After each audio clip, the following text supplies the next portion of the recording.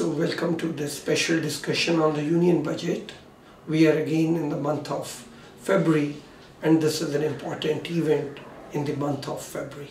Actually, for the whole country, budget is a very important and a very major event. Unfortunately, in emerging countries, this is true, especially in India. But in advanced countries, when the budget comes, nobody is really worried. We are an emerging country, we are on the growth path, and therefore these are important issues for us, and these need to be discussed thoroughly, and these need to be examined analytically. So let us first start with the basic concept of what is a budget. To me, as an economist, budget is just not only accounting exercise where the expenditure is found out and the receipts are discussed. For me, budget is a policy statement. It tells us what the government has in mind that will unfold in the next 1 year or in the next few years. Now this budget of February 1, 2018 is very important because this is the last complete budget of the current government.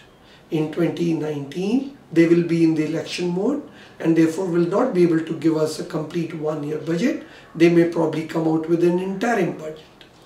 During this 1 year, starting from tomorrow, when the budget is going to be announced, there are many state elections also coming in the way, and of course the general elections are also on the way. So therefore, this budget is a very, very important budget for the government.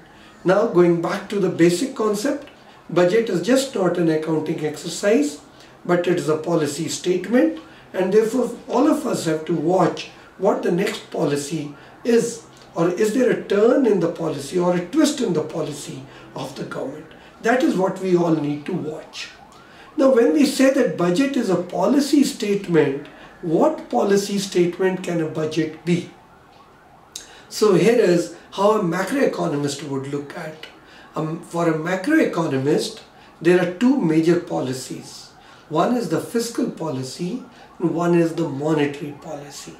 The fiscal policy basically looks at employment generation and growth. Monetary policy basically looks at prices and growth.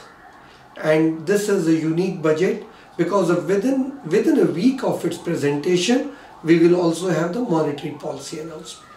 Now going back to the fiscal policy, the basic objective in the mind of the macroeconomist or a policymaker, officials in the Ministry of Finance, is how to make sure that growth is steady, is not getting disturbed, not impacted by domestic or external factors. Growth is steady, and to maintain that steadiness, how are the two instruments going to be used? What are the instruments? One is the fiscal policy, one is the monetary policy. Within the fiscal policy, there are two types of instruments. One is the taxation and receipts, which could also include capital borrowings. The other is expenditure.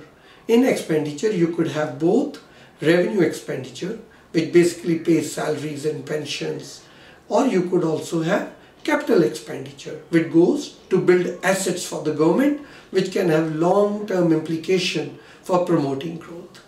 Now, if you look at the revenue side of the budget, it has taxes and it has expenditure. Expenditure comes first, of course, because we need some expenditure to run the government, to run the country, but there can be all types of expenditures.